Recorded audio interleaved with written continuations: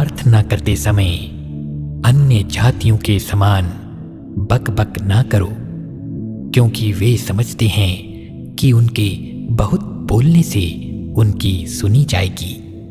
इसलिए तुम उनके समान ना बनो, क्योंकि तुम्हारा पिता तुम्हारे मांगने से पहले ही जानता है कि तुम्हारी क्या क्या आवश्यकताएं हैं।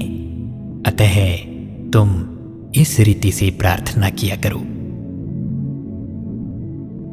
हे हमारे पिता, तू जो स्वर्ग में है, तेरा नाम पवित्र माना जाए, तेरा राज्य आए, तेरी इच्छा जैसी स्वर्ग में पूरी होती है वैसे पृथ्वी पर भी हो।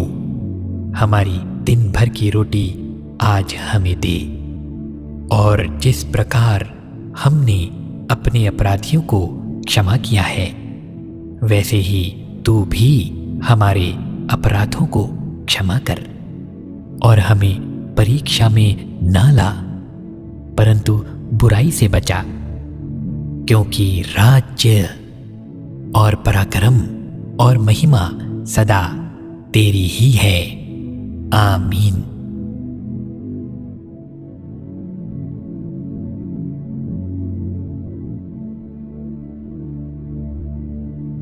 व्यभिचार से बचे रहो।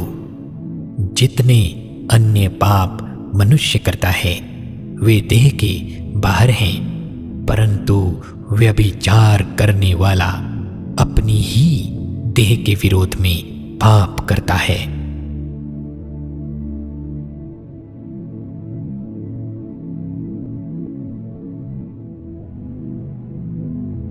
परमेश्वर ने किस रीति से यीशु नासरी को पवित्र आत्मा और सामर्थ से अभिषेक किया, वह भलाई करता और सब जो शैतान के सताए हुए थे अच्छा करता फिरा, क्योंकि परमेश्वर उसके साथ था।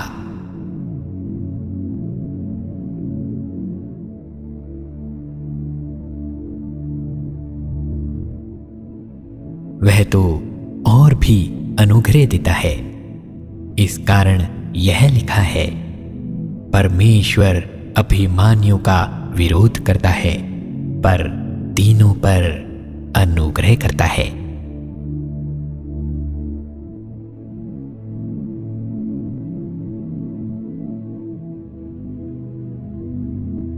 जो कोई पाप करता है वह शैतान की ओर से है, क्योंकि शैतान आरंभ ही से पाप करता आया है। परमेश्वर का पुत्र इसलिए प्रकट हुआ कि शैतान के कामों का नाश करे। सब प्रकार का वैभव और छल और कपट और ढाह और निंदा को दूर करके नए जन्मे हुए बच्चों के समान निर्मल आत्मिक दूध की लालसा करो, ताकि उसके द्वारा उद्धार पाने के लिए बढ़ते जाओ, क्योंकि तुमने प्रभु की कृपा का स्वाद चख लिया है।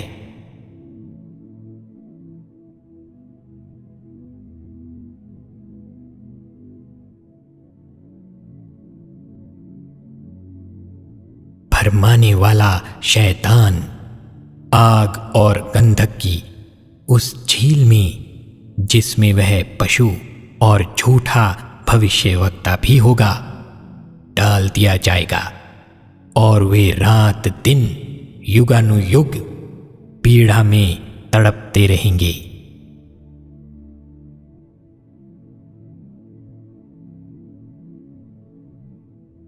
परमेश्वर ने हमें क्रोध के लिए नहीं, परंतु इसलिए ठहराया है कि हम अपने प्रभु यीशु मसीह के द्वारा उद्धार प्राप्त करें।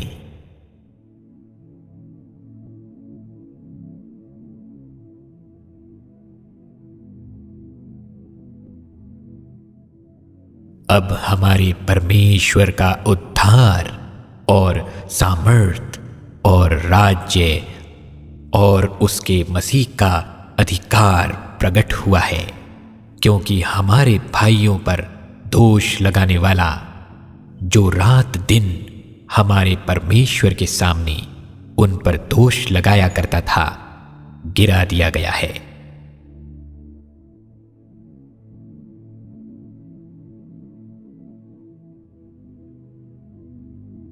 क्योंकि परमेश्वर ने हमें भय की नहीं, पर सामर्थ और प्रेम और संयम की आत्मा दी है।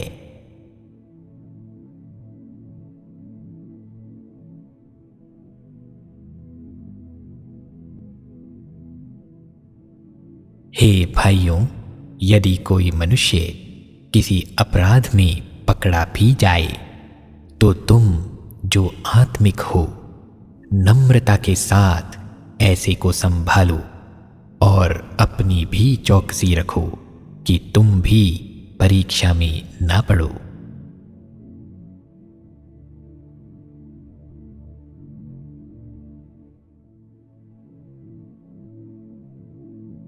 यीशु का पहाड़ी उपदेश। वह इस भीड़ को देखकर पहाड़ पर चढ़ गया, और जब बैठ गया तो उसके चेले उसके पास आए, और वह अपना मुंह खोलकर उन्हें यह उपदेश देने लगा।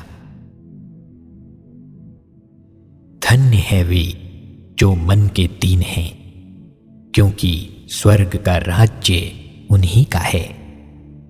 धन्य है वे जो शोक करते हैं, क्योंकि वे शांति पाएंगे। धन्य है वे जो नम्र हैं, क्योंकि वे पृथ्वी के अधिकारी होंगे।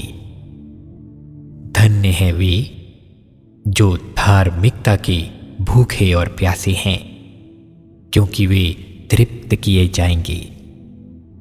धन्य है वे जो दयावंत हैं, क्योंकि उन पर दया की जाएगी।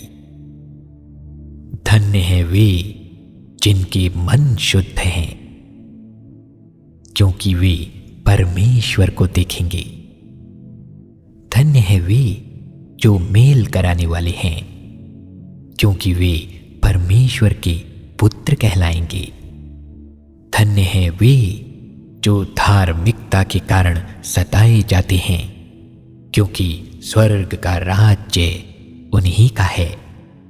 धन्य हो तुम जब मनुष्य मेरे कारण तुम्हारी निंदा करे और सताए और झूठ बोल बोल कर तुम्हारे विरोध में सब प्रकार की बुरी बातें कहे, तब आनंदित और मग्न होना, क्योंकि तुम्हारे लिए स्वर्ग में बड़ा फल है, इसलिए कि उन्होंने उन भविष्यवक्ताओं को जो तुमसे पहले थे इसी रीति से सताया था।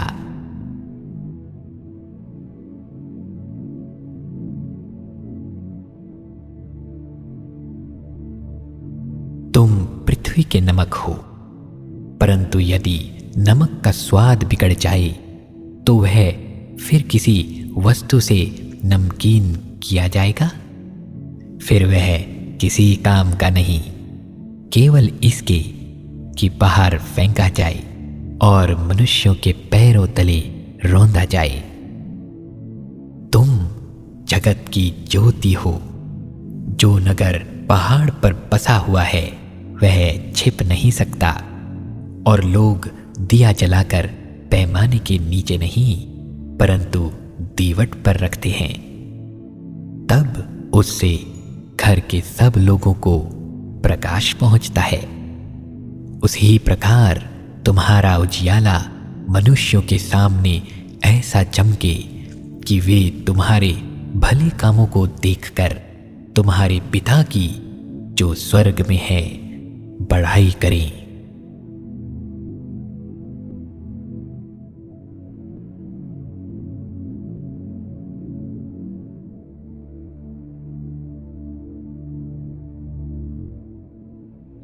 यह ना समझो कि मैं व्यवस्था या भविष्यवक्ताओं की पुस्तकों को लोप करने आया हूं। लोभ करने नहीं, परंतु पूरा करने आया हूं। क्योंकि मैं तुमसे सच कहता हूं कि जब तक आकाश और पृथ्वी टल ना जाए, तब तक व्यवस्था से एक मात्रा या एक बिंदु भी बिना पूरा हुए नहीं टलेगा। इसलिए जो कोई इन छोटी से छोटी आज्ञाओं में से किसी एक को तोड़े और वैसा ही लोगों को सिखाए, वह स्वर्ग के राज्य में सबसे छोटा कहलाएगा। परंतु जो कोई उन आज्ञाओं का पालन करेगा और उन्हें सिखाएगा, वह स्वर्ग के राज्य में महान कहलाएगा। क्योंकि मैं तुमसे कहता हूं कि यदि तुम्हारी धार्मिकता शास्त्रियों और फरीसियों की धार्मिकता से बढ़कर ना हो, तो तुम स्वर्ग के राज्य में कभी प्रवेश करने ना पाओगे।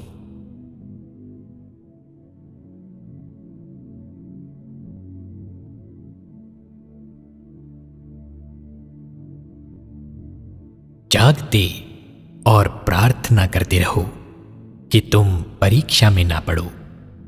आत्मा तो तैयार है, पर शरीर दुर्बल है।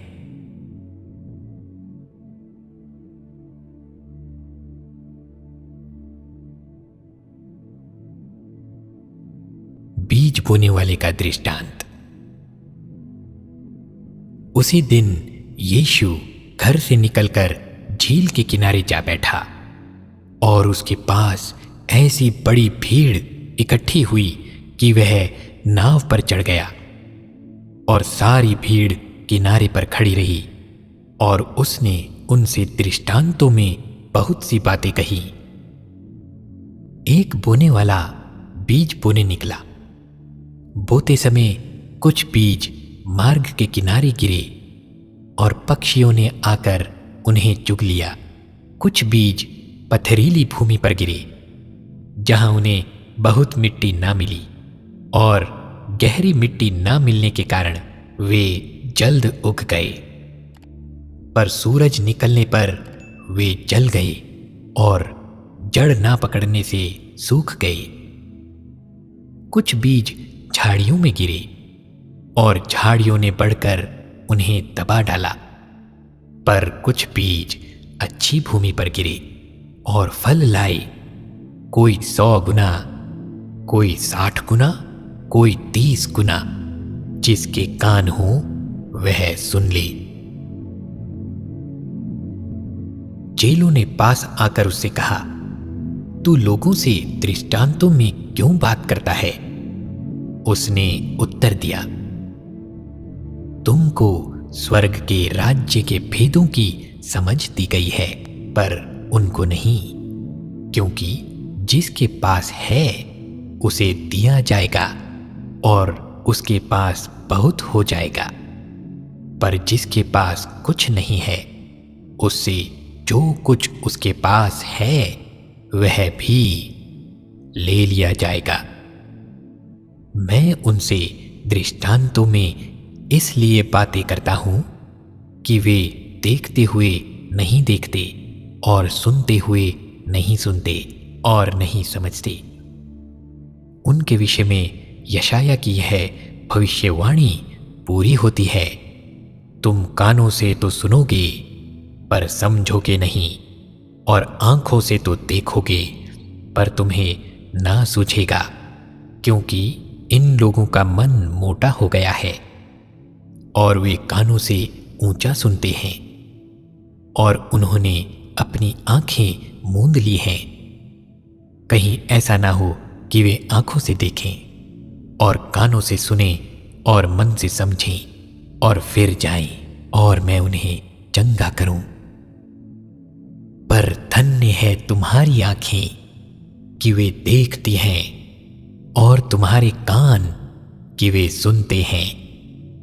क्योंकि मैं तुमसे सच कहता हूं कि बहुत से भविष्यवक्ताओं ने और धर्मियों ने चाहा कि जो बातें तुम देखते हो देखें पर ना दिखें, और जो बातें तुम सुनते हो, सुने पर ना सुनी। बीज बोने वाले दृष्टांत की व्याख्या। अब तुम बोने वाले के दृष्टांत का अर्थ सुनो। जो कोई राज्य का वचन सुनकर नहीं समझता, उसके मन में जो कुछ बोया गया था उसे वह दुष्ट आकर छीन ले जाता है। यह वही है जो मार्ग के किनारे बोया गया था, और जो पथरीली भूमि पर बोया गया यह वह है जो वचन सुनकर तुरंत आनंद के साथ मान लेता है, पर अपने में जड़ ना रखने के कारण वह थोड़े ही दिन का है, और जब वचन के कारण कलेश या उपद्रव होता है तो तुरंत ठोकर खाता है। जो झाड़ी पर बोया गया यह वह है जो वचन को सुनता है, पर इस संसार की चिंता और धन का धोखा वचन को दबा देता है और वह फल नहीं लाता। जो अच्छी भूमि पर बोया गया यह वह है जो वचन को सुनकर समझता है और फल लाता है, कोई 100 गुना, कोई 60 गुना और कोई 30 गुना।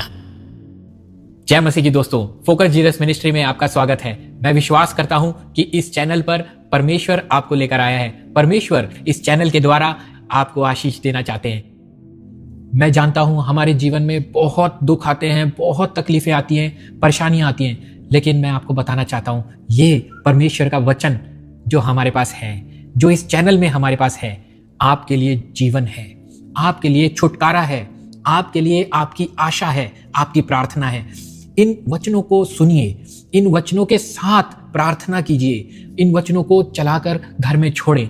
और मैं आपको विश्वास देना चाहता हूं, आश्वासन देना चाहता हूं कि इन वचनों के द्वारा आपके जीवन में परमेश्वर का पवित्र आत्मा काम करेगा।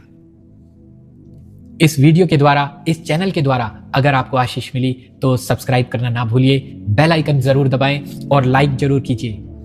और अगर आप अपने लिए प्रार्थना कराना चाहते हैं तो कमेंट्स में लिखिए, हम कमेंट्स पढ़ते हैं और आपके लिए प्रार्थना करते हैं।